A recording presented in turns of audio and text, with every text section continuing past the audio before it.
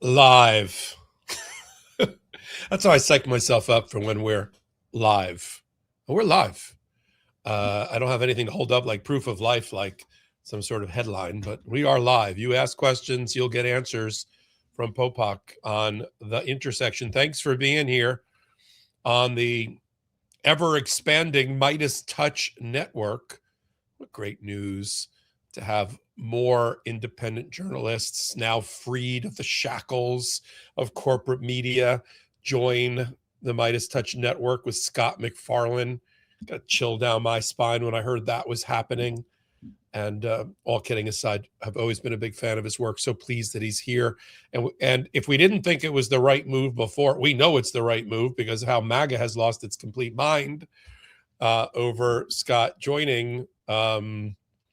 Just nasty comments. Even the FCC head, Brendan Carr, was like, same job, different duty station. I'm like, will you just go back to regulating appropriately the airwaves, and will you get off of our back? I don't see you on any other right-wing media's back the way you are on Midas and on Legal AF. And yes, it's noticeable. We do notice it. But you know what's great about it? It gives you the stark contrast that you need to win an election. The stark contrast between the Republican MAGA, the MAGA captured Republican Party, and the other party, the Democrats. It used to be, I'd have people tell me, I can't tell the difference between the parties.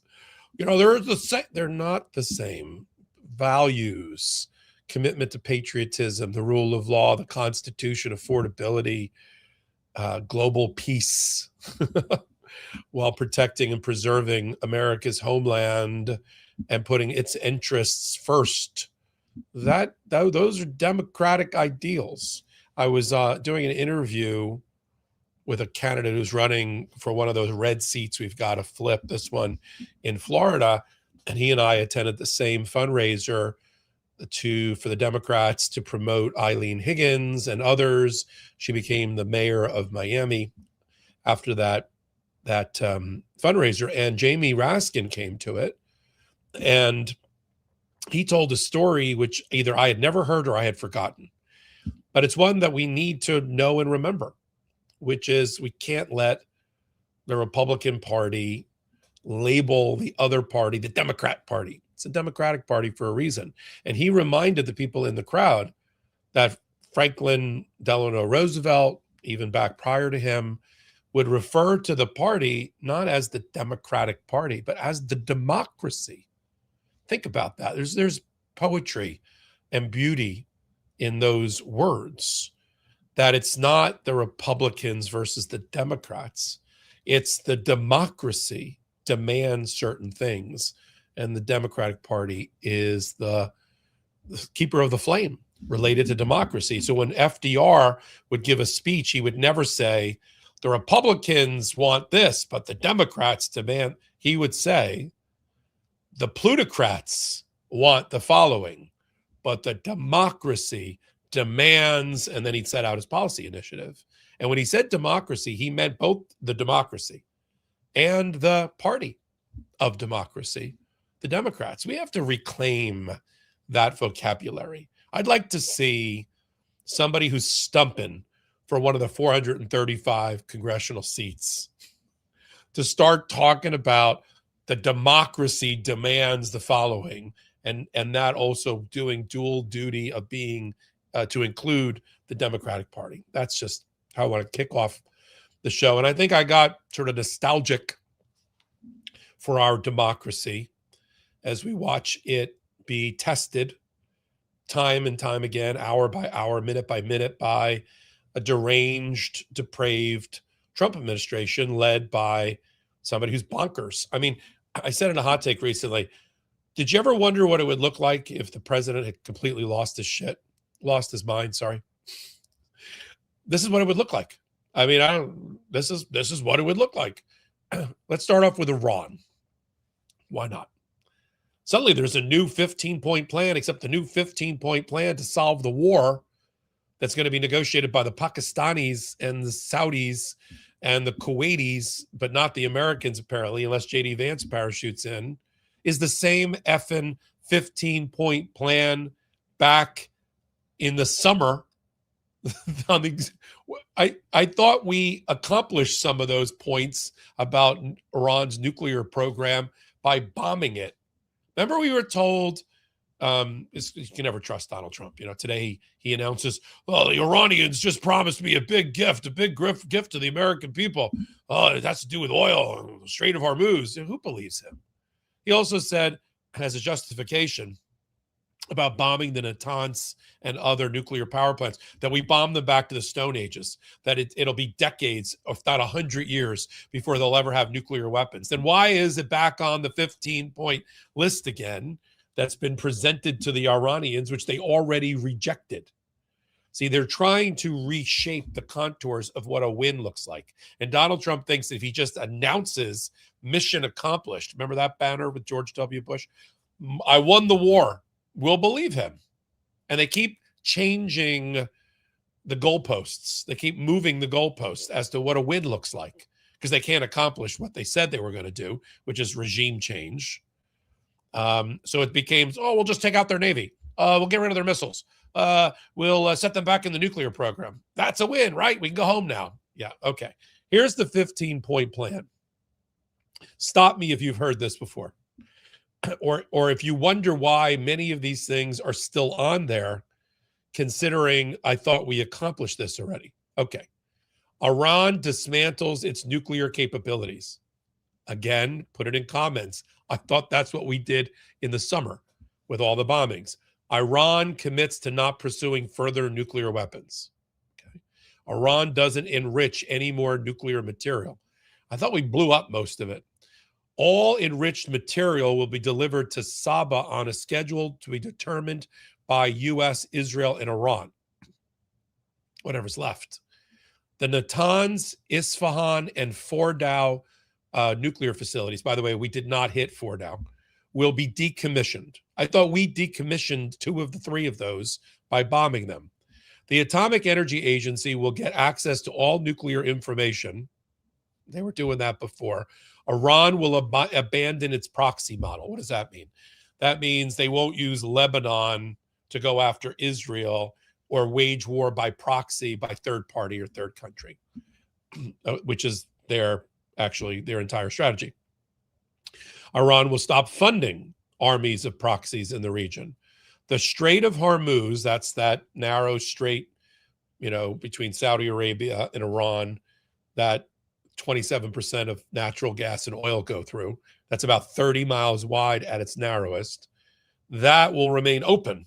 Remain open? It's not open now. It's a parking lot as a free maritime zone and unblocked in the future. That's just word salad nonsense. The Iranians will not settle this war unless they get a toll and a fee on every ship that passes the Strait of Hormuz.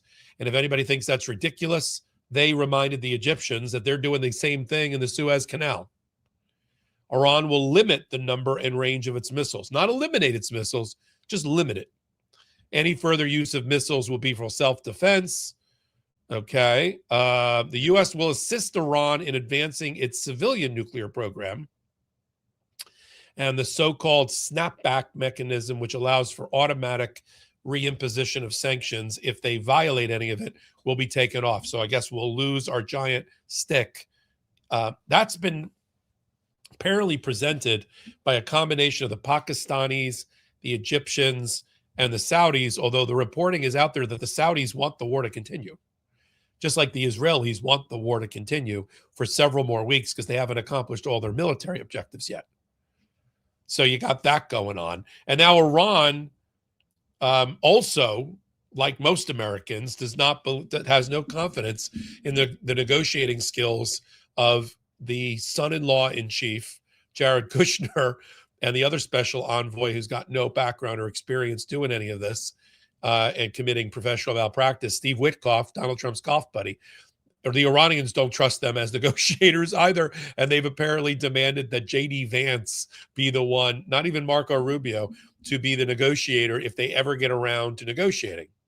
In the meantime, Donald Trump is telling the American people all is won. We've won it. It's done. And yet at the same time, he's sending at least 5,000 U.S. airborne, this 82nd Airborne troops.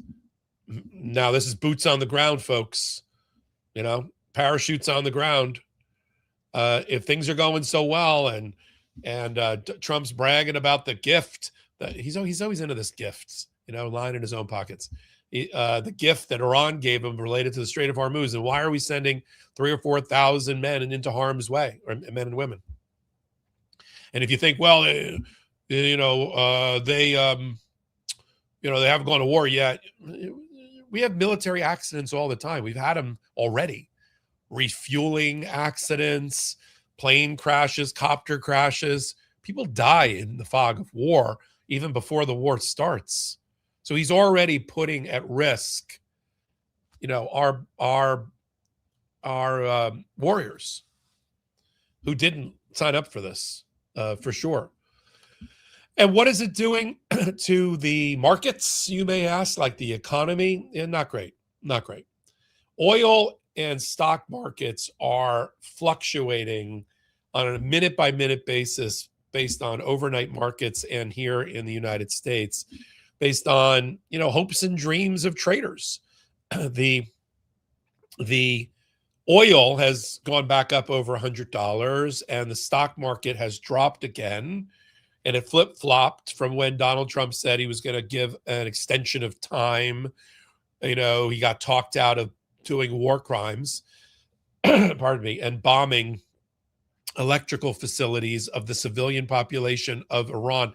Nothing like trying to win over the hearts and minds of the country that you want to stand up and take over and install a democracy, like bombing their electrical grid.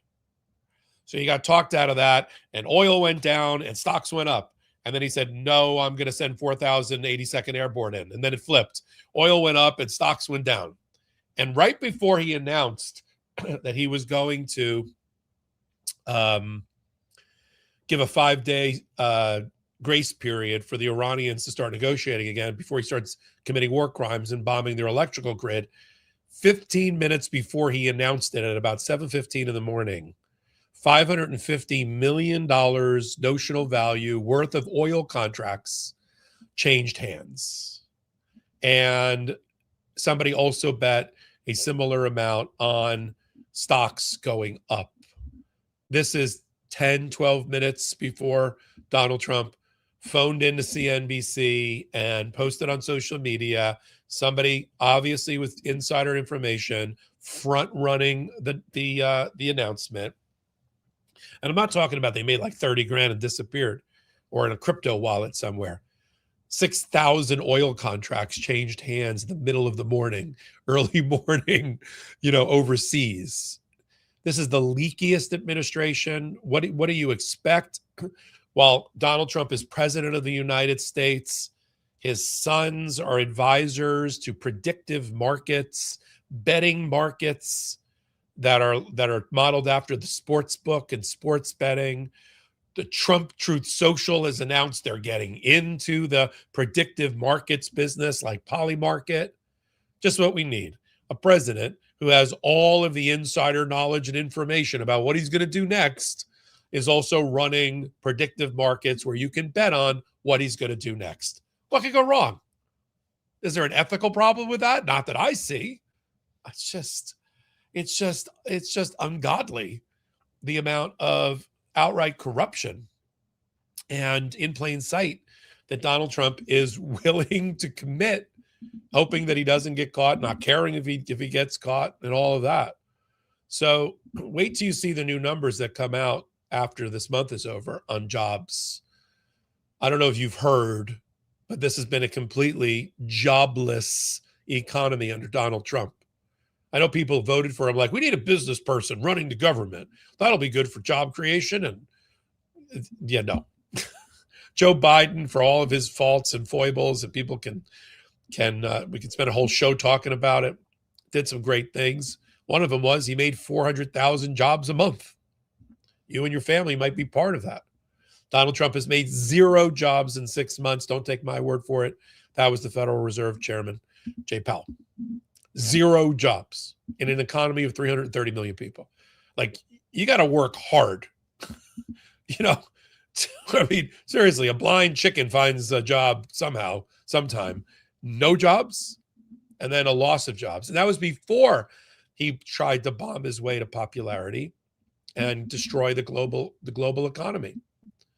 I don't agree with Iran on many things, but one thing they said today I did agree with, which is it shows that all Donald Trump has done is weaken America and showing it to be a paper tiger, a hollowed out superpower that, you know, is trying to fumble around in the middle of the night in the dark for the exit of a war they should never have started, you know, led around by, again, the second time by the Israelis. And here we are. And look what's going to happen to the economy. Even with the tariffs being torn down, Donald Trump's still screwing around with tariffs, still abusing our allies. Oil prices, I've heard, and I want to look in comments tonight, chat tonight. Have I heard that California hit $7 a gallon? That's just cuckoo crazy. That's cuckoo crazy time. And if you put in all of these economic numbers for Donald Trump into the giant supercomputer, AI supercomputer, and you lay it next to historical performance in other elections, he's not just lame duck, he's a dead duck. What was the line I loved from last week about Kristi Noem that Senator Kennedy of Louisiana used? She's as dead as fried chicken. Donald Trump's administration is about as dead as fried chicken. That's why he keeps flirting with the third term thing. That's both to troll us and to try to seem relevant and to encourage his base to vote at the midterms and whatever else. But that also suggests, watching his erratic behavior in Iran, his continued talking about a third term, that isn't it time for the 25th Amendment? Isn't it time for the majority of the cabinet and J.D. Vance to have a serious conversation without Trump in the room about the guy that's gone bonkers and is incapable and incapacitated from doing his job? They can take him out. It takes a majority of the cabinet, 7 or so of the cabinet. J.D. Vance has to agree as well. And then it takes 2/3 of the House and the Senate to put him back in, to keep him out, which sounds like a tall order, but there are Republicans, non-MAGA Republicans, that are calling for the invocation and the triggering of the 25th Amendment. You know, if you would have told me 16 months into the administration that Republicans would feel brave enough and courageous enough to go into a publication and demand the 25th Amendment be exercised against Donald Trump, I'd be like, you're crazy. It's happened. Oh, we've gone there. The seal is broken. The glass ceiling is destroyed. You got federal judges. I had them up on Legal AF, the YouTube channel, speaking out, not just from the bench, and we'll talk about a number of those today, not just in hearings and oral arguments, but in interviews and speeches, sticking up for themselves and for their families and being courageous at this moment, so that, as was once said, we don't want history to look back and say, where were the lawyers and where were the judges during this, right? As they said about Nazi Germany. We know where some of the lawyers are on the Midas Touch Network. We know where the judges are. We know that they're followers of Legal AF and Midas Touch and the Intersection, and we appreciate all that they do. I jokingly said, hug a federal judge today. Just be careful, because they do have a lot of bodyguards these days, as they should. But it's important, and what you do as part of the Midas Touch community, as part of the Legal AF and Intersection community, is equally as important, if not more so, right? You know, a couple of talking heads here and there. We add this, we add that, we subtract this. That's interesting. That's a business model. That defends democracy, but not what 150 or 200 million people can do. And if it wasn't for the fellowship, the community, that we built here, we'd be nothing. This is our business model.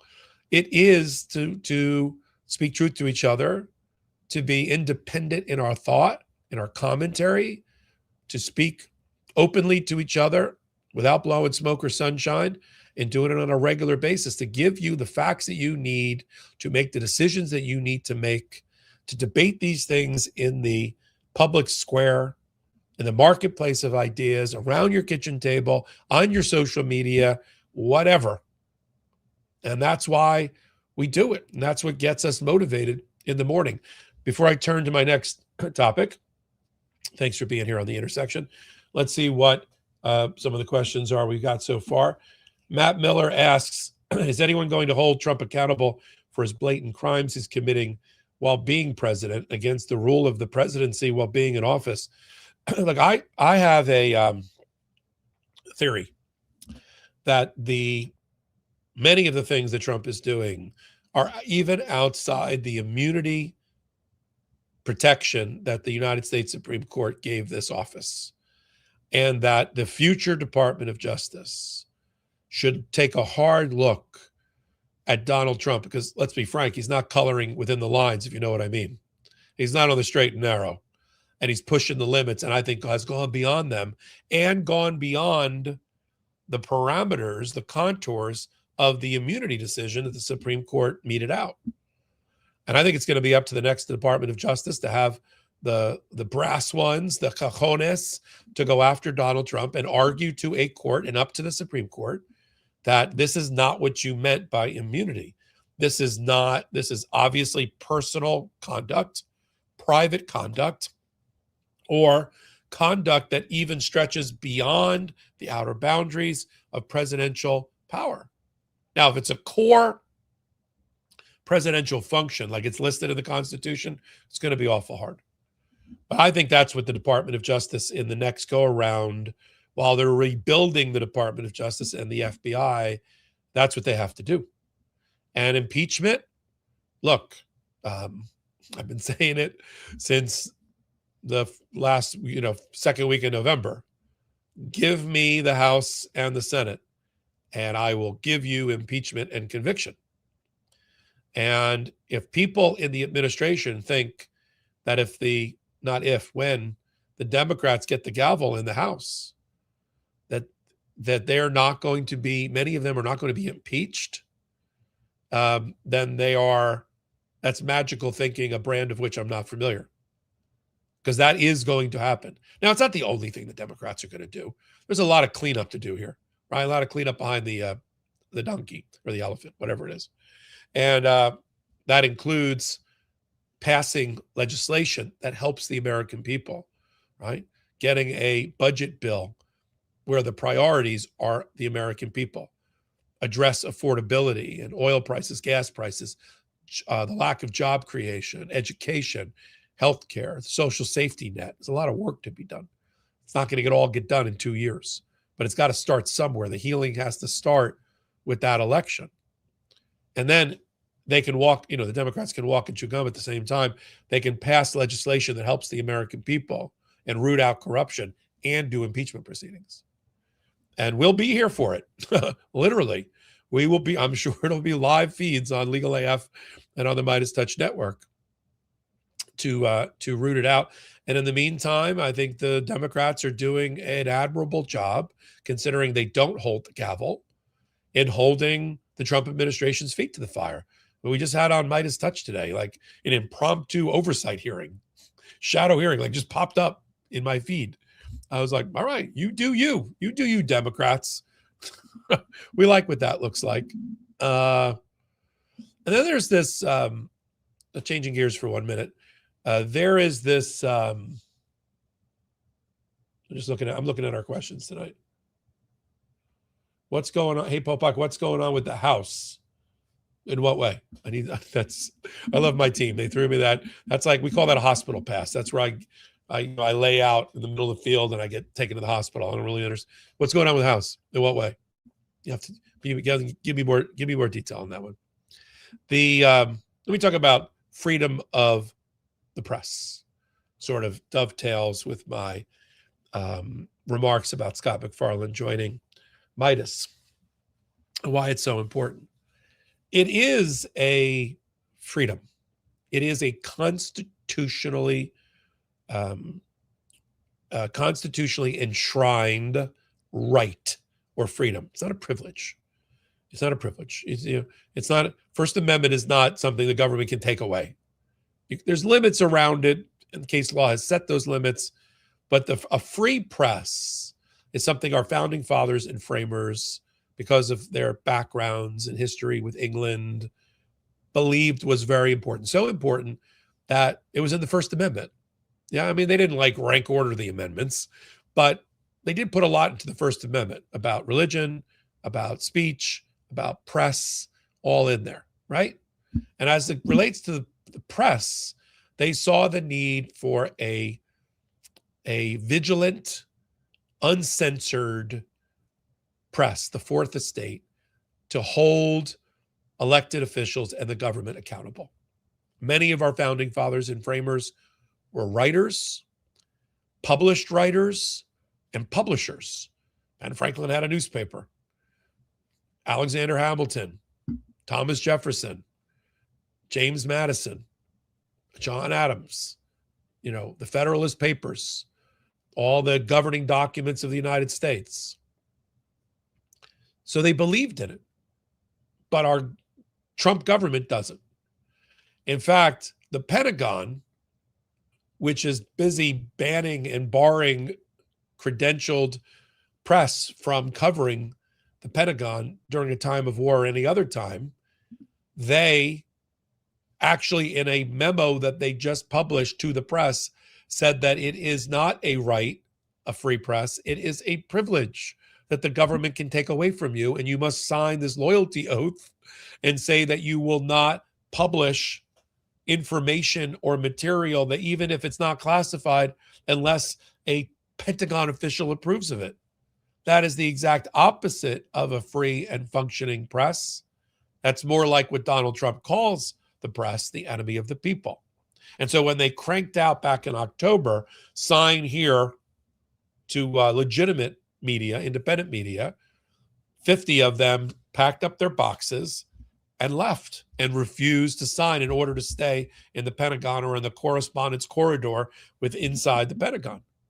Think about all of the stories, investigative reporting that have changed America's history because of a free press. Watergate, Vietnam, the Pentagon Papers. Where do you think these things came from? Okay, came from knocks on the door, came from dark, shadowy figures in parking garages. It came from bumping into somebody over a cup of coffee in the Pentagon cafeteria. And that's what scares the crap out of Pete Hegseth and Donald Trump. So the New York Times had to file a lawsuit. And last week, end of last week, Judge Friedman, a federal judge in the District of Columbia appointed by Clinton, a senior status judge, found that these new Pentagon rules and oaths and referring to the First Amendment as a privilege, not a right, and requiring pre-clearance before people can talk to reporters to be violative of the First Amendment, viewpoint discrimination, Fifth Amendment, being deprived of property without due process, and the like. And he ordered the New York Times get back its credentials. So what did the Pentagon do about it? Violated the judge's orders. Just today, today, Pentagon's spokesperson, Sean Parnell, issued a new memo. Now it's 18 pages long, and it kicks all of the press out of the Pentagon, not only from the correspondence corridor, which is where they've been inside of the Pentagon all this time, but putting them out into an annex, oh yes, that has not yet been built. And when it is, then it'll be available for your use. But good news, everybody, you get Wi-Fi. I'm not making this up. You get Wi-Fi and you can use your cell phone. So they're waiting, I assume, for, Home Depot to deliver some sort of Rubbermaid garden shed that they're going to shove the media into and hope that's okay now. And guess who's running the show back there on this? Tim Parlatore. Commander Tim Parlatore. Who's that? That's one of Donald Trump's Mar-a-Lago criminal defense lawyers who noisily quit, but then got brought back by Pete Hegseth to be his advisor, babysitter. He came back into the military, left his law practice where he's representing MAGA, and now Commander Parlatore is saying we issued 18 pages so there wouldn't be any creative misconception about what is or isn't allowed. They've locked down the Pentagon so tight, you can't get a story out. And this isn't about protecting America's interest during wartime. Okay, there's been press covering wartime presidents, going back to George Washington. This is about the violation of the First Amendment. So the New York Times has filed today, updating the judge that kicking them out of the building and making them sign yet another version of a loyalty oath is violative of the First Amendment all over again, and requesting that they be found in contempt and the judge do something about it. And so I assume the judge within the next couple of days is going to call another hearing. He's not going to be happy. And if the Pentagon isn't happy, because I know they're not, because they wrote in their memo, which I posted up on Legal AF Substack, they wrote in their memo, we don't agree with the judge's analysis, but we're going to change the policy anyway, and we're going to appeal it. All right, we'll go ahead and appeal it. Good for you. But this is important because this has to do with everything that Midas and Legal AF is all about. And the reason for its origin is the independence of media. And who did they replace so they didn't have an empty press room? Who did they replace? The New York Times and Huffington Post and Washington Post and the rest of Wall Street Journal. Who did they replace them with?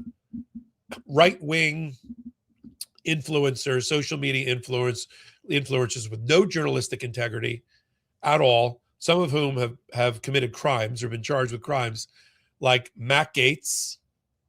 Remember Matt Gaetz? He was almost the attorney general until a little thing about a child sex trafficking ring not named Epstein came up in his background check. Remember him? Oh, yeah. He's asking questions now in a Pentagon briefing room, and he's shoulder to shoulder with Laura Loomer. Oh, yeah. A lot of people on the network probably didn't know who Laura Loomer were until Michael Cohen decided to do some sort of show with her. But Laura Loomer, who sits in I think it's a trailer in Pensacola, Florida, in the Panhandle, and no disrespect to people who live in trailers or in Pensacola. My dad loved RVs, by the way, Pensacola, Florida. But this is where she does her business from. She is a hack that is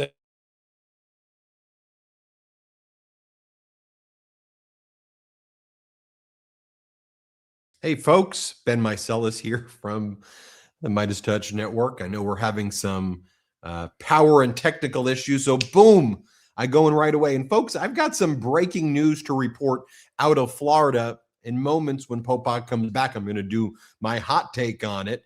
But in State Senate District 14, the Democratic candidate Brian Nathan will go on to win in this special election.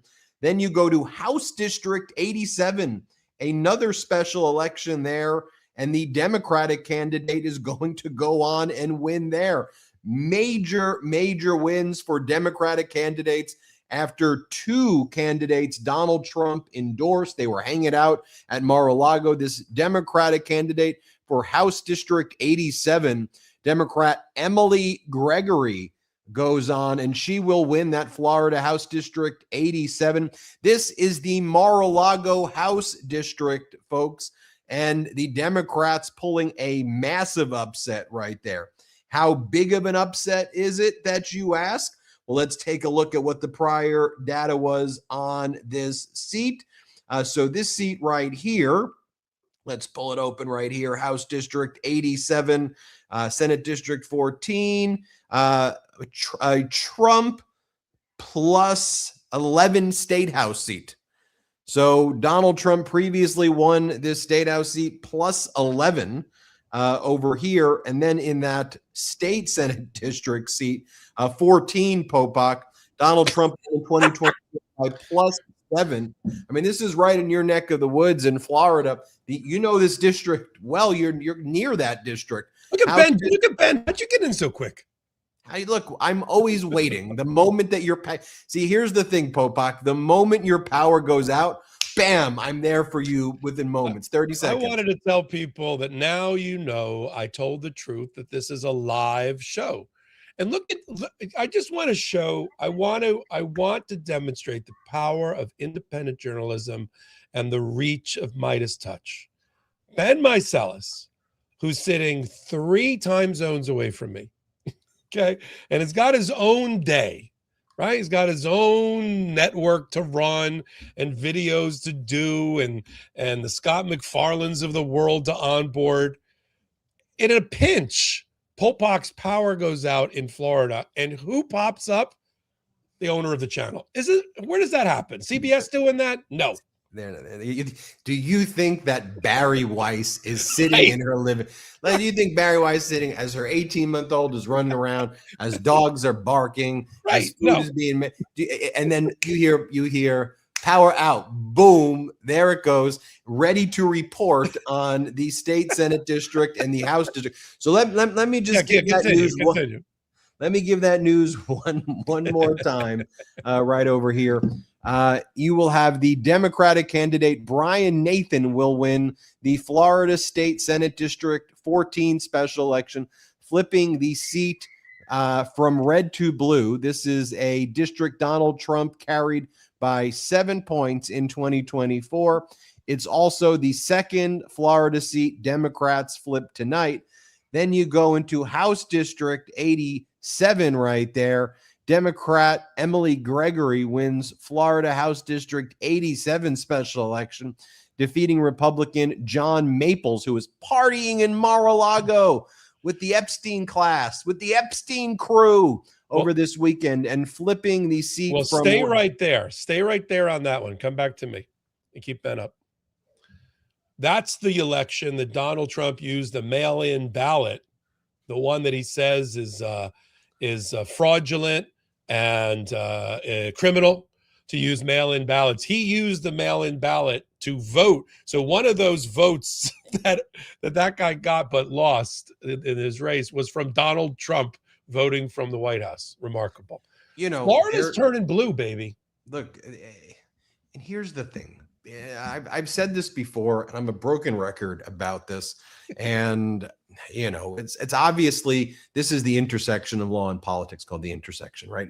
But for me, and I've repeated this over and over again today, because people, were kind of asking, like, well, Ben, what do you think about this Democratic candidate versus that Democratic candidate in the primary? And what do you think about this person? I go, look, wrong person to ask that. I said, honestly, that really doesn't fascinate me. And that's not what energizes me on a day-to-day basis. What energizes me in terms of what you do, what this channel does, is a values and principle set. And I'm reflecting on it because there are all these kind of right-wing hit pieces that have been published, since some of our big announcements this week.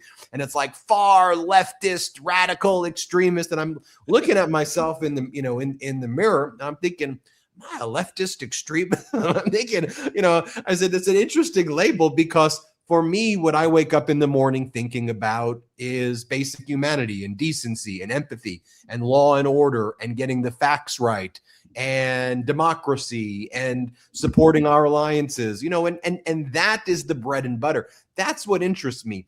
If the candidates, if the politicians want to meet us on these values and principle sets, meet us. Join us. And if they don't have to. But the community, the Midas Mighty, the legal AFers, it's about those values and principles. And that's what we stand on this for. Exactly. I'll let you go, and I'll let you go. But if your power ever goes out, Popok, if your car doesn't start, whatever, I'll be right out there. I need a babysitter. I'll be right out there with the spare key. Just be right around. By the way, Saturday night our babysitter bailed out, so I'm just telling you in advance. You let me know. I mean, I can do Moana. I can do Elsa and Anna. I could do Blippi. You tell me. All right. Thank you, my brother. Welcome back to the intersection crossover episode when my power went out, having nothing to do I don't think, with anything I was reporting. But I am glad you're here, and I'm glad Ben did report on some amazing news. Look, I really think that Florida, as I said earlier in the intersection tonight, is primed to return to blue. It is a state that elected Barack Obama twice. I don't think there's been a magnification of the planet the way the MAGA thinks happened with Kamala Harris. I think that was a aberrational moment in time, having more to do with Joe Biden and the end of that particular election cycle than it had to do with, the embrace of MAGA. Although that's how Donald Trump and those around him read it and have overplayed their hand, of course, ever since. So many different ways for you to support what we do on the Midas Touch Network. We're growing to meet the challenge, both here on Legal AF, YouTube channel, and Midas Touch, our collaborators as well. My podcast brother in arms, Ben Meiselas, who literally caught that pass for me when my power went out. And in order to do what we do, we just ask that you, if you're already enjoying the type of programming and the content, the honest commentary that you're getting, you rely on it now. It's something you look forward to. It stimulates your synapses. Then just take your finger or thumb and hit the subscribe button here on the Midas Touch Network. Come over to Legal AF YouTube, where I apply my trade every day as well, and hit the YouTube subscribe button. If you want to become a paid member, all the better. And then in addition, we've got our Substack. Got to have Substack these days. And I think if you go to Legal AF Substack, you're going to be shocked and amazed by all of the amazing content that's there. I do live reporting there as well, sometimes with guests. Sometimes I just do the commentary myself to catch you all up at the intersection of law and politics. Those are the different ways to support us. And then, of course, we've got sponsors. Now, this podcast is only about 9 months old. I'm already in the top 100, sometimes in the top 50 of YouTube rankings because of you, because of your support. We're also up, of course, on Spotify and Apple, and we can use your 5-star reviews and comments there. And now, lo and behold, we've got sponsors that Jordy helped us acquire that are interested in making sure that the intersection does well, and they speak to our audience. And so we're going to take a break for a word from our sponsors now. If you're like me and you've searched for your name or address in Google, it is shocking to find how many results have your personal information. It's not by chance. Data brokers and people's search sites collect your personal information, your name, address, phone number, financial info, income, and hundreds of other records. They sell and share it publicly without your consent. But Incogni is here to put an end to that. You sign up, you give them permission to act on your behalf, and they go out and demand that data brokers delete your personal info. You don't have to email anyone, fill out forms, or jump through hoops. They handle the entire data removal process for you. It doesn't just do that and walk away. Incogni also continuously monitors if your data is put back onto these databases, requesting repeated removals, keeping your data yours forever. Incogni has also launched a new feature called Custom Data Removals, available in their unlimited plan. It allows you to send in any link from any site that exposes your data, and then Incogni's privacy professionals will go after it. No bots, no forms, just real people making your data disappear. Total legends. This is especially useful for removing records from places like legal databases or people's search engines that don't play nice with traditional opt-outs. Right now, you can get 60% off their annual plans by heading to incogni.com/truth and using the code TRUTH at checkout. It's also completely risk-free. Incogni offers a 30-day money-back guarantee if you're not satisfied with them removing your personal information off the internet. Live free from dangerous spam by using Incogni. That's incogni.com/truth for 60% off their annual plans. Starting something new can be pretty terrifying. When I started our YouTube channel and started producing more podcasts, I kept thinking, what if no one watches and listens? What if this doesn't work? But sometimes the best decisions come right after those biggest doubts. That's where Shopify comes in. Shopify is the commerce platform behind millions of businesses around the world and 10% of all e-commerce in the US, from household names to brands just getting started.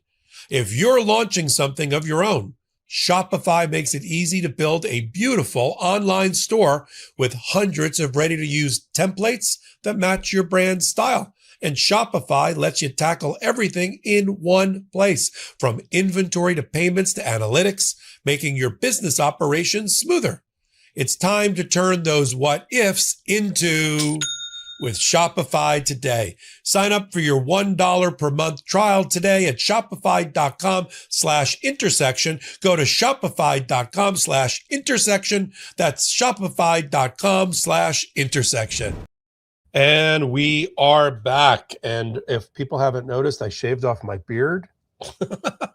I don't know. We'll take a poll. Can we do a poll, Salty, on beard up or down? That's what I want to know at this moment.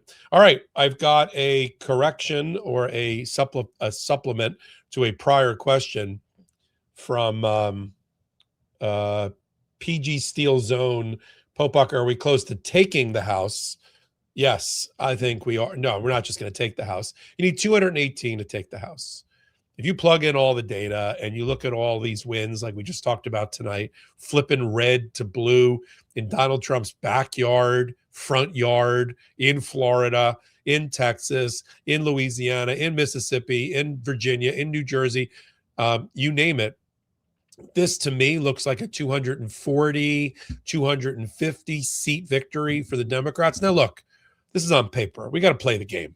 You know, we got to vote and register to vote and get past all of the barriers to voting, like I'll talk about today with the United States Supreme Court. But yes, the House and the Senate, too. I mean, I think at the beginning of the term, the Senate was a little bit iffy. I think we take the Senate with some room to spare. I don't think we get to 60 votes, but 52, 53, 54, I could live with for sure. Gets things done, gets the job done. Not enough to convict off an impeachment, but listen, we'll take what we can get at this point.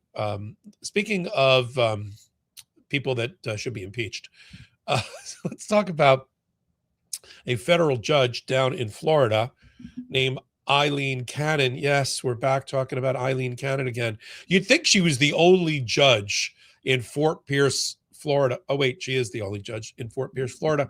She's in the Southern District of Florida. She's one of 20 or 30 judges. Unfortunately, for us, it's the one that Donald Trump keeps purposely forum shopping and putting cases and matters in front of. I mean, is it, you think it's a coincidence that the judge that handled the attempted assassination of Donald Trump at a golf course was Eileen Cannon? The judge that handled the Mar-a-Lago case and for the first time in 250 years found that a special prosecutor was illegally appointed by an attorney general in Jack Smith? Eileen Cannon. Dismissed the indictment in Mar-a-Lago? Eileen Cannon. And we're back because, and listen, I think this is the way to frame it and the way to think about it in your mind. Donald Trump has a private law firm masquerading as a Department of Justice. He took all of his private criminal defense lawyers, Pam Bondi, Todd Blanche, Emil Bovee, by extension, Stan Woodward, John Sauer, and he put them into the top tier of leadership at the Department of Justice. So he's got his own private criminal defense firm. And he treats them like that. And they treat him like that. But he also has his own lawyer, his own judge. And that's Cannon. And whenever he has a case that's really important to him, he makes sure that his people doing his bidding place the case in the further hinterlands of the upper north part of the Southern District of Florida in Fort Pierce, Florida, where there's one judge sitting in that courthouse. Okay. And so you've got I don't know if you remember about 4 years ago, Alina Habba, representing Donald Trump, filed this big, massive conspiracy civil case against Hillary Clinton and the Democratic Party and a whole bunch of other Democratic operatives and fundraisers and people that work in the Clinton administration under this grand conspiracy theory that he had been maligned, Donald Trump, and his civil rights were violated, and all of that. And Judge Middlebrooks not only dismissed the case, finding there was no claim there, but also penalized Haba and Donald Trump $1 million for vexatious or bad faith litigation. Okay.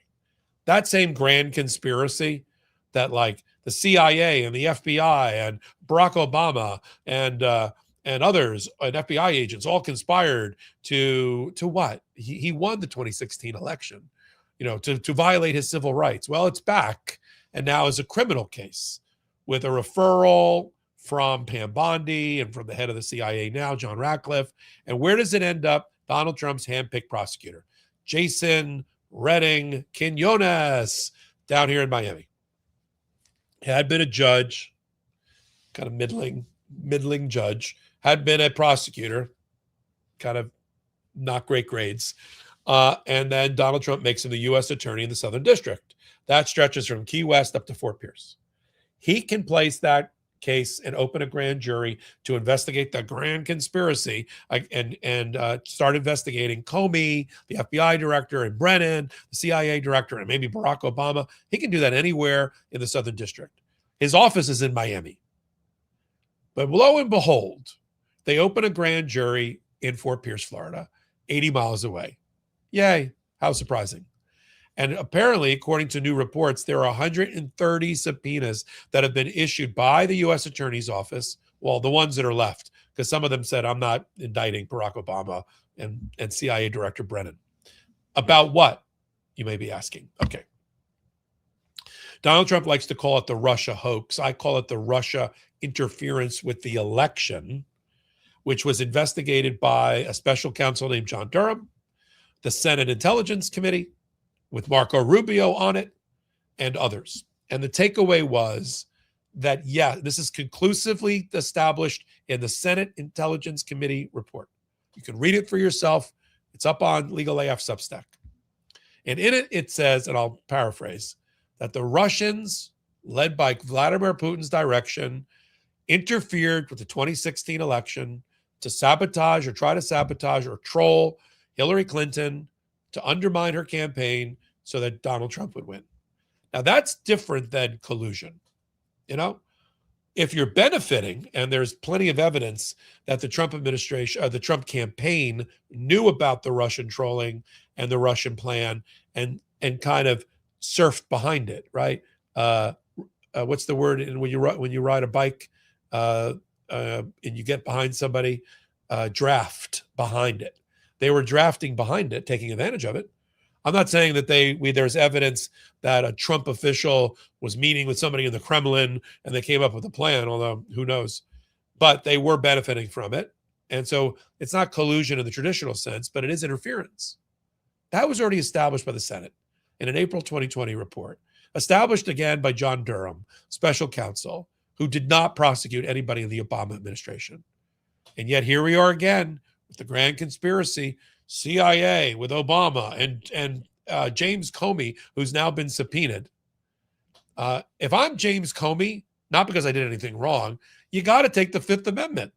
This Department of Justice just tried to indict him because of something he said in 2020 in an unrelated matter about a leak to the papers. The indictment got dismissed along with effectively the prosecutor, Lindsay Halligan. But do you think he should take the stand? Put it in comments. Without taking the Fifth Amendment against self-incrimination against this administration? No effing way. I mean, not because he did anything wrong, and I'm sure he didn't. But here we go again. Now, some people may be wondering, gee, Popok, that's a long time ago, 2016. Is that are there still statute of limitations that isn't that too old to bring a case? Yes. There's a 5-year statute of limitations for most crimes like this. And we're well beyond the 5 years. We're up to 10 years or maybe more. And the only way you can extend it, which is why they talk about it as a conspiracy. The only way they can extend it is if They argue that the conspiracy went beyond 2016 and maybe still going on. You still got to bring it within some act that happened in 2021 or 2022. What act is that? After Trump left office? Oh, the interference again is the renewed attempt after he tried to destroy America and not transition power. They all jumped on board again, and therefore that conspiracy train got new life and and renewed itself. So I can't even get it out of my mouth. That's how ridiculous it is.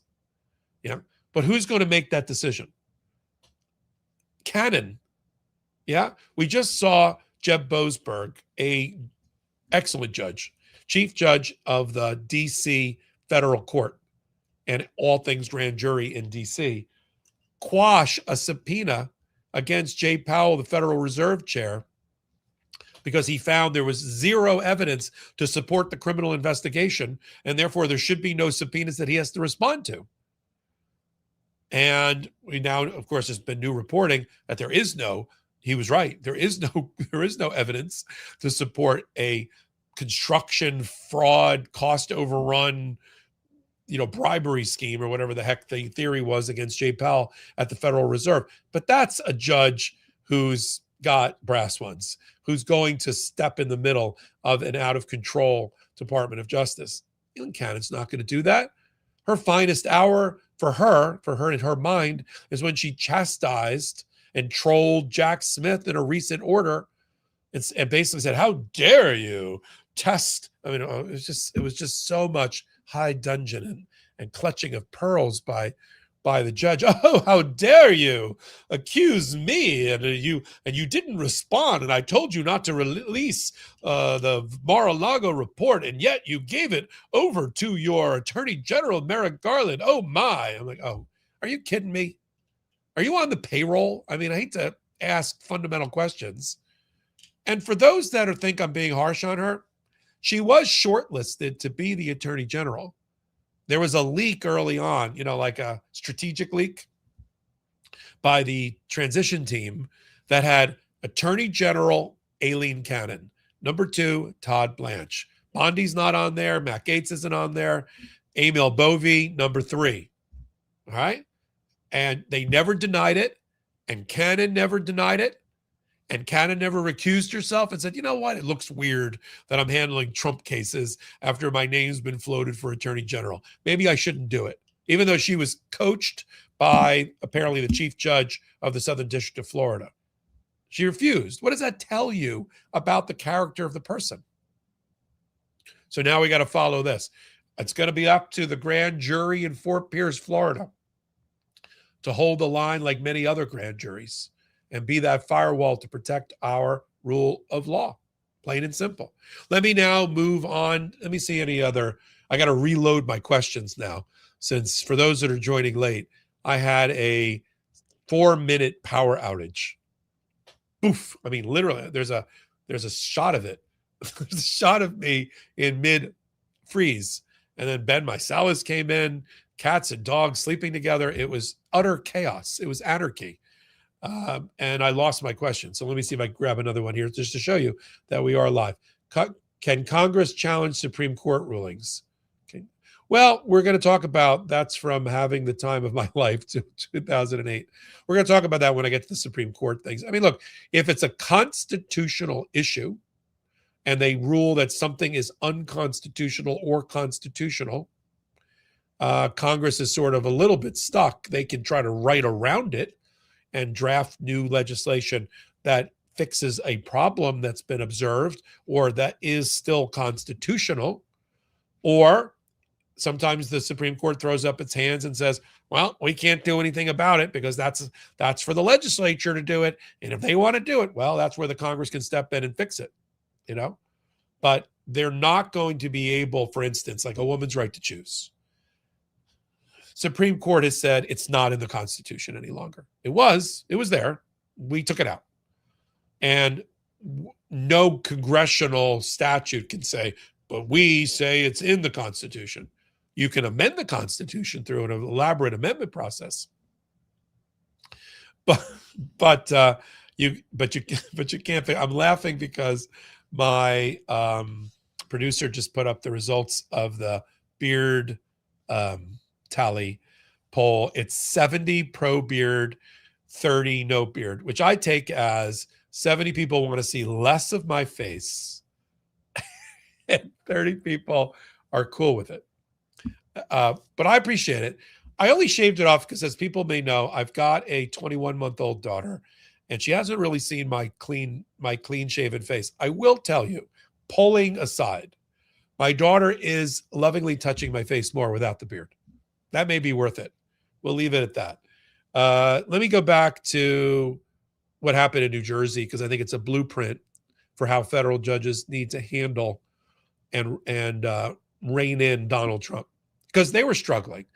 We've had federal judges on. We've had federal judges currently sitting who are talking about their problems and how they're solving them, and the problem being Donald Trump.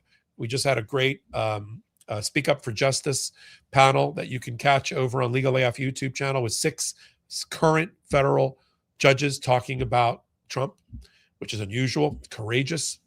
We've had ex-federal judges like Michael Luttig and Michael Wolf. Mark Wolf, come out and talk about things. But to be fair, year one, they were struggling. We were all struggling emotionally, psychologically. They were struggling to you don't get taught this in judicial academy. Like, you have all your powers and your tools. You got inherent authority. You've got the statutes. You've got your ability inherently to control the administration of justice. But they don't teach you what to do with somebody who's being purposefully defiant, lawless, contumacious, qualities of contempt, flouting and violating orders, hundreds, thousands of them. They don't tell you what to do about that. So year one was a lot. Should we do contempt? Should we not do contempt? What should we do? Forget it. Now they figured it out. And the number one thing I see that works is something that Judge Karashi, a federal judge in New Jersey, just did to the Trump administration. Order that a senior member of the administration show up in court, swear in for live testimony in front of the judge. That the Trump administration doesn't like.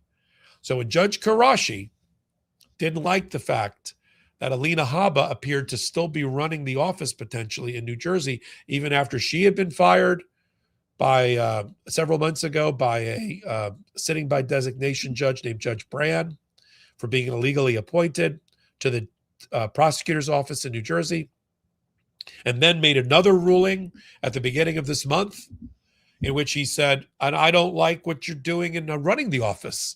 You can't use 3 assistant U.S. attorneys and divide the job up and avoid, and just say the job's been filled and avoid what the Vacancy Reform Act says, which is that the district judges get to pick the replacement until somebody gets confirmed one way or the other.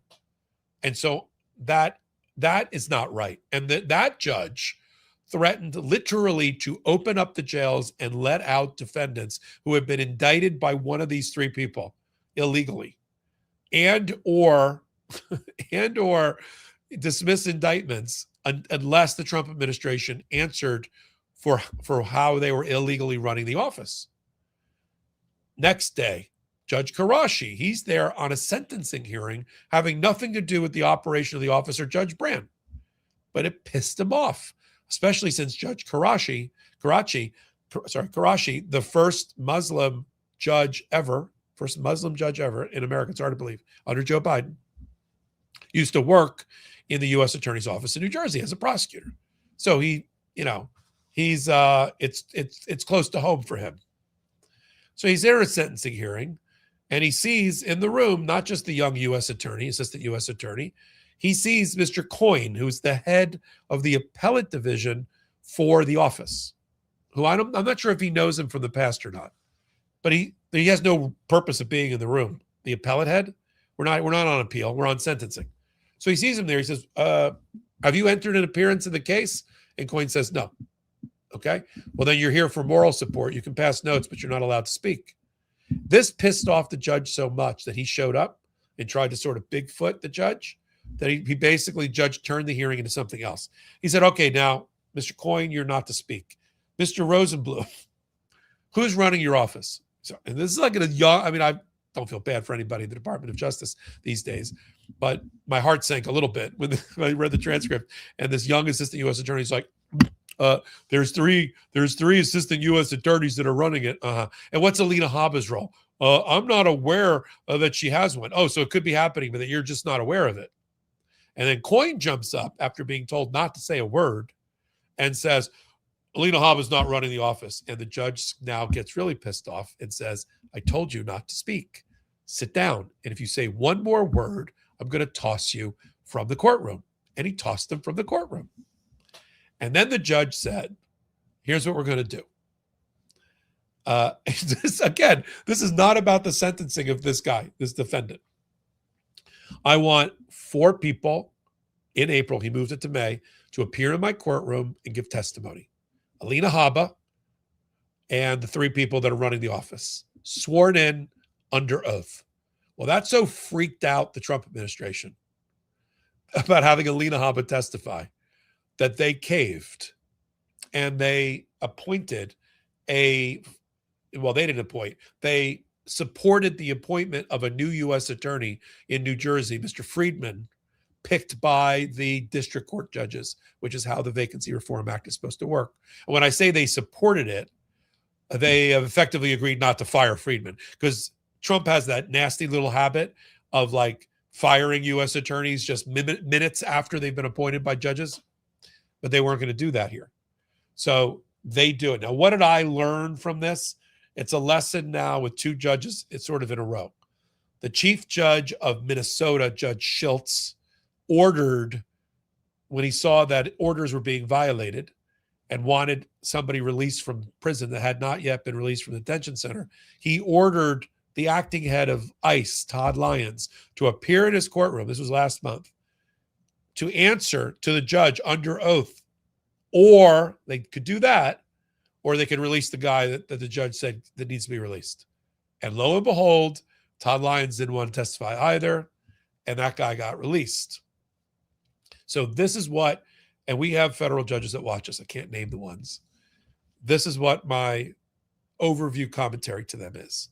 Start demanding that people in the Trump administration, and I'd start with Stephen Miller when it comes to immigration, show up in your courtroom to give sworn testimony, and watch how quickly the Trump administration starts to toe the line and starts to comply, because they don't seem to care about contempt. And appellate courts, I'll tell you that federal judges and appellate judges are sort of queasy about contempt. And yeah, it's on the books and there's case law about it. I've been involved with some proceedings, not where I was found in contempt, but where somebody was found in contempt. They don't like doing it.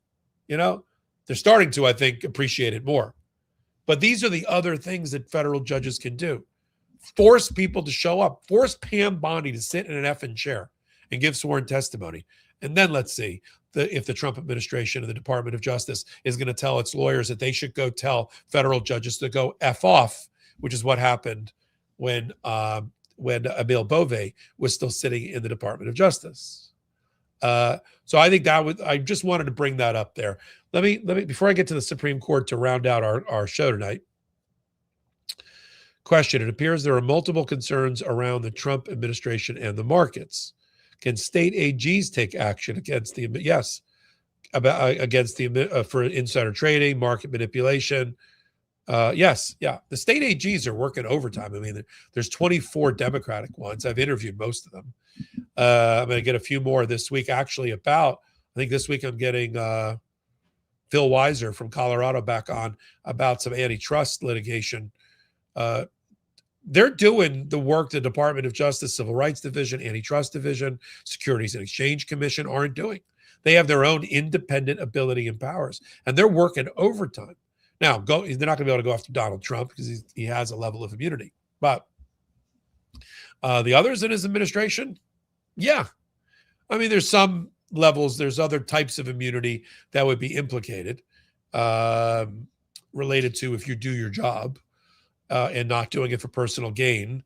But yes, to hold the Trump administration accountable and to go after bad actors that the Trump administration is letting go free, that's the role of the state attorney generals, and watch for them when they're on the show. I've gone to 2 back-to-back of their conferences. I've interviewed about 20 of them talking about things that matter to you. Really, really important with the Democratic attorneys general. Let me switch gears now on mail-in ballots. I know that's a question that Donna Jadanovsky has asked. We had 2 oral arguments back-to-back, Monday and Tuesday, Monday and today. Mail-in ballots, the issue that was up on the docket in a case called Watson versus the RNC, the Republican National Committee. I never thought I'd be telling you about a case where Mississippi was trying to defend your voting rights. Yes, the state where they made the movie Mississippi Burning. But they were, because they, along with 29 other states, especially after COVID, gave everybody a grace period for mail-in ballots, of course.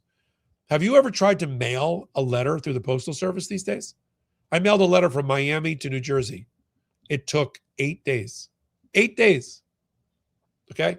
So Mississippi has on the books a law that says as long as your ballot is cast, in other words, you make your election, you seal the envelope, and you cast mark it, and then postmark it at least the day of election. If it comes in 5 business days later, that's fine. And we'll count it. And the other states do the same thing. I mean, early voting, you're voting not on election day also. This whole thing that the MAGA right wing of the Supreme Court came up with on Monday about early voting and what about 1845 when the statute was passed about when election day is? Then they would not have allowed early voting or mail-in voting. Well, they would have allowed a lot of things in old-timey times. That back to a question that was asked earlier on the intersection. That's where Congress, in the hands of the Democrats, could fix this Supreme Court decision that's about to come out on ballots, on mail-in ballots, because they're interpreting a statute right now, not a constitutional provision. So that could be fixed. But right now, it looks to me like 6-3 with Thomas, Gorsuch, Alito, Kavanaugh, probably Roberts, maybe Amy Coney Barrett. I may be wrong. If I am, I'll be happily wrong. Are going to vote that mail-in ballots have to be received on election day, which just puts more impetus on you to get your ballots. Make sure you hand deliver them or mail them in with sufficient time that you don't have to worry about any grace period. But that's what's going to happen. There were a couple of questions that I thought, oh, well, maybe this is interesting. Amy Coney Barrett, not basically drilling down on, well, why doesn't this affect early balloting? How do you take the position that it can't come in late on the other side, but you're early voting? Haven't we done a lot of things to undermine the date of an election? And Roberts asked a couple of questions about that issue as well. But the rest of it was just like softballs to the Republican National Committee and the main advocate there, Paul Clement. So that's going to come out in June. That's going to be plenty of time for the November election, the midterm election. So we're going to watch it carefully. The second Supreme Court oral argument also doesn't look good. It's about asylum seekers. Those people that are yearning to breathe free and want a dignified way because they're being persecuted, either politically or otherwise in their home country, and they want to come to America and be good American citizens. And that's what we should sort of want. And there's a whole process to vet them, and give them asylum, and no, they don't all become mass shooters, which is what Donald Trump wants you to believe. And so I believe in asylum in a way. My grandparents got asylum through Ellis Island in their own way. And I believe in a dignified immigration policy. And I think most thinking people do. And certainly that's the Democratic ideal. The democracy demands it. And so the rule, and, listen, Obama had it too. But the rule became at the southern border or a port of entry, if you're turned away before you get your foot on U.S. soil, then you can't apply for asylum, because the asylum statute says you have to be physically present in the U.S. or you have to make entry into the U.S. And they're getting turned away, like before they're getting turned away on the Mexican side, and therefore can't even get into the system for review and evaluation because they can't get in. And public interest groups and immigration rights groups, and led by the American Civil Liberties Union, argued that's not right. And that's not a fair reading of the statute, because there's two concepts. You're in the country, or you've presented yourself and you've made your appearance in the country. And so why would you have both? You just say you got to be physically present in the country. And also, why are we rewarding people who are sneaking into the country? So let's take two asylum seekers. One comes to the front door, port of entry, southern border, a crossing. Hi, I'd like to apply for asylum. And that person gets rejected because that door is on the Mexico side and they never make entry into the United States. But the person who sneaks in, and I'm not blaming that person, but the person who swims the Rio Grande or belly crawls, through barbed wire to get in, maybe I've answered my own question. They should be rewarded for all they have to do. But why is that person who's coming in sort of illegally, why are they rewarded with a potential asylum? Because they're in the United States. Because if that person gets up out of there and calls for political asylum, they got to get political asylum, at least the process. But the person at the front door doesn't, makes absolutely no sense. Somebody just asked, Donna Janowski asked, can the SAVE Act be voted as a reconciliation bill? No, because there's no money involved. That's the short answer. Reconciliation, that's why they're trying to use the reconciliation, which is where the House passes one bill and the Senate passes another, and then there's a reconciliation process that only requires majority votes. But that generally is you're talking about money and budget. And so that's why they're trying to figure out how to get the government open again and then deal with ICE through reconciliation funding. It's usually a funding issue. It's a good question. It's a relatively short answer. The only way that SAVE Act is going to be passed is if the Republicans, against their own interests, because they're going to lose the House and the Senate, pull the fire alarm, eliminate filibuster, which is the ability of the party in the minority to block a bill by threatening filibuster, or old-timey times spending, like we saw Cory Booker or Mr. Smith goes to Washington, just hours and hours, days and days, weeks and weeks of giving a speech. But now you can do it through a technicality of just saying, I'm going to filibuster. They'd have to eliminate that. If they eliminate that, woe be them when the Democrats take control of the House and the Senate, because they're going to ram every bill through, and the Republicans know it. So in order to overcome the filibuster, which will stay in place, you have to get 60 votes, and the Republicans don't have 60 votes in the Senate. So that's why Donald Trump keeps, SAVE Act, tie it to funding, do this, I'm going to primary everybody. By the way, that threat of primary thing's not working. Look what just happened in Florida with 2 special election seats. Flipped. Flip. So let me see if there's anything else that's interesting.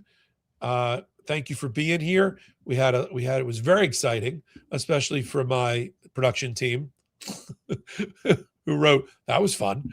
When in about 20 minutes into my show, it was like somebody literally in the garage pulled down the master switch and turned off the power. I have no explanation for it, but it does prove we do things live. And I think it also proves the unity and community of our network and and Midas Touch. I've always said, and people know, that Legal AF is the first branch off the Midas Touch trunk. It was Ben and I formed it right after they formed the Midas Touch podcast. There's a special kinship. There's a collaboration between Ben and me, and Legal AF YouTube and Legal AF podcast. And of course, here I get to ride solo on the intersection. But I think you now see the closeness of the relationship. And he knows I do the exact same thing for him in the bailout. I mean, it's like it's like when somebody's jumping out of a building on fire and there's that person down there, with the trampoline to catch them. There's Ben. I tell my producer, I'm coming back. The power is on. I'm trying to scramble to get back on. And boom, Ben's given, like today in Florida election results. I love that. Yeah. But that's what we do on our end of the screen, right? On your end of the screen, you support everything that we do. And all that we ask, and we really need it now more than ever, to be honest, is to hit the subscribe button on the Midas Touch Network, on Legal AF YouTube channel, where we're almost at 1.1 million subscribers. Now's the time. If you like the content, if you're here for the show, if you're here for it, just vote. Free. Done. Subscribe. You're good. Legal AF Substack. Also an extraordinary community. It parallels with and intersects with the Legal AF YouTube community. 10 pieces of new content every day, live reporting, my commentary, those of our other contributors. I'm trying to get one pane of glass so that you can go to for all things law and politics, and that's Legal AF, right? And the intersection, of course, is a part of it. And thank you from the bottom of my heart and my future bearded face for supporting the intersection. Beyond my wildest dreams, that we would be in the top 20 or 50, whatever it is on any given week on YouTube rankings, top 100 or so on the audio versions. And that's just overwhelming to me. We had the idea. This started as a live, like Popok Live, we were filling some gaps in the programming. And then I said, I want to do it like a regular podcast and make it official. And here we are. And you've been with me. Some of you have been with me from the beginning 6 years ago. Some just joined recently. Some are just joining tonight. I appreciate each and every one of you. So until my next report on Legal AF YouTube channel, on the Midas Touch YouTube channel, my tomorrow night's Legal AF podcast with Karen Friedman Agnifilo, and again on Saturday with Ben. This is Michael Popok reporting and shouting out to the Midas Mighty and the Legal AFers. Can't get your fill of Legal AF? Me neither. That's why we formed the Legal AF Substack. Every time we mention something in a hot take, whether it's a court filing or a oral argument, come over to the Substack. You'll find the court filing and the oral argument there, including a daily roundup that I do called, wait for it, Morning AF. What else? All the other contributors from Legal AF are there as well. We got some new reporting. We got interviews. We got ad-free versions of the podcast and hot takes. Where? Legal AF on Substack. Come over now to free subscribe.